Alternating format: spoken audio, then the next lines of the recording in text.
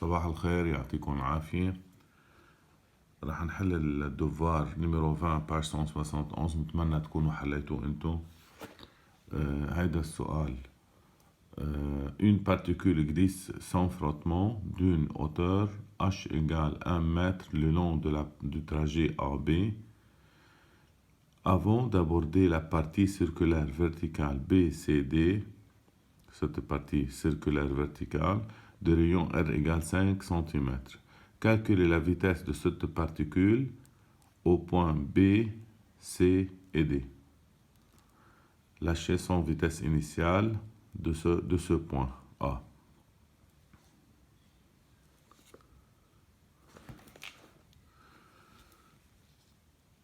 C'est le trajet de bord de la partie circulaire. طبعا مش عم ناخد بعين الاعتبار قد ايه الاطوال كلها سوا هون.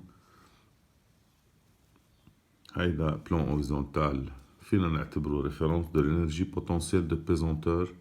طبعا on doit utiliser حسب عنوان اللي درسناه l'énergie. هيدا hauteur H، هيدي A B C et des diamétralement opposés AB. دائما مثل ما قلنا on doit considérer deux états en utilisant la loi de conservation de l'énergie mécanique car il n'y a pas de frottement. Premier pas à suivre, le système choisi c'est la particule P, la glissière, la Terre,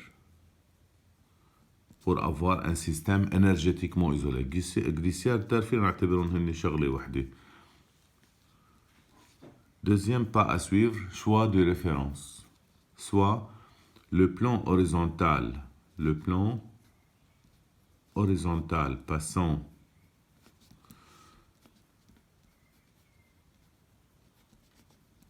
par B est choisi comme niveau de référence et le niveau de référence de l'énergie potentielle de pesanteur.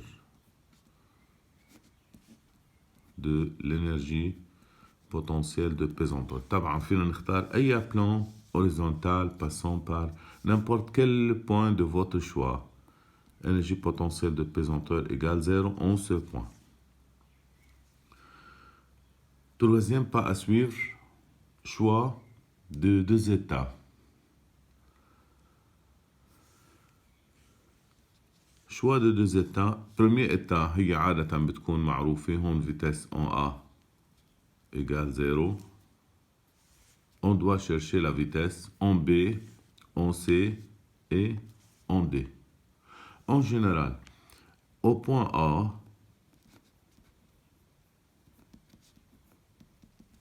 énergie cinétique au point A égale 0 car la vitesse au point A est nulle. Lâchez son vitesse initiale.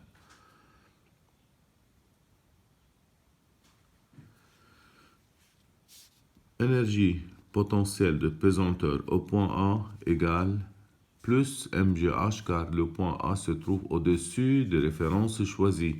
Donc égale plus la masse de A fois G fois H.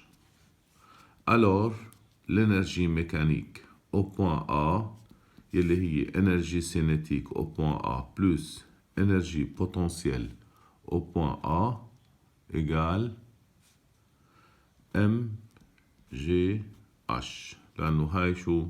هاي 0 يبقى énergie potentielle de pesanteur. Deuxième pas à suivre حتى ما ناخد كل مرة ناخد مطرح. Soit M un point quelconque du trajet où la hauteur est Z,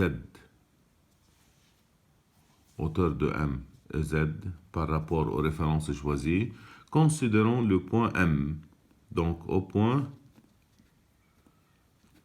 M quelconque du trajet, on a énergie cinétique au point M égale 1/2 mv au point M au carré énergie potentielle au point M égale mgz.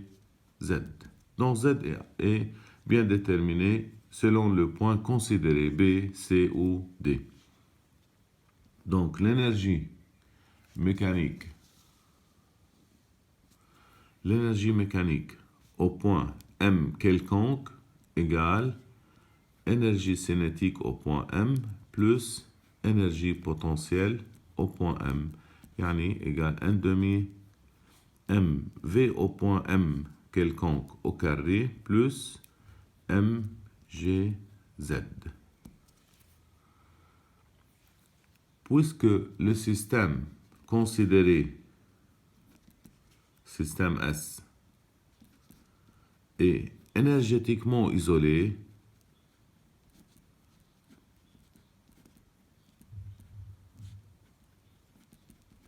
يعني énergétiquement isolé,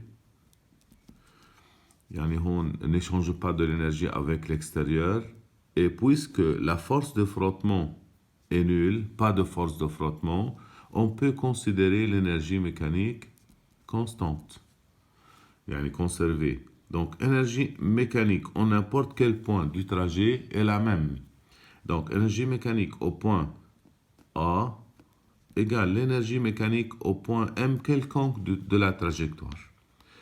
Alors, M, G, H égale 1 demi M, Vm au carré plus MGZ. M s'en vont. On peut simplifier par M. Donc, on doit déterminer la vitesse au point M. La vitesse au point M au carré égale 2GH moins G moins 2GZ. بس نجيب هاي لهون نضربهم ب 2 بعدين. Donc égale 2G facteur H moins Z. Alors, V égale V au point M égale racine carrée de 2G facteur H moins Z. Trois cas se présentent. Premier cas, lorsque M est confondu avec B, on doit chercher la vitesse au point B. Dans ce cas, Z égale à 0. Alors, vitesse au point M égale radicale de 2 fois 10 fois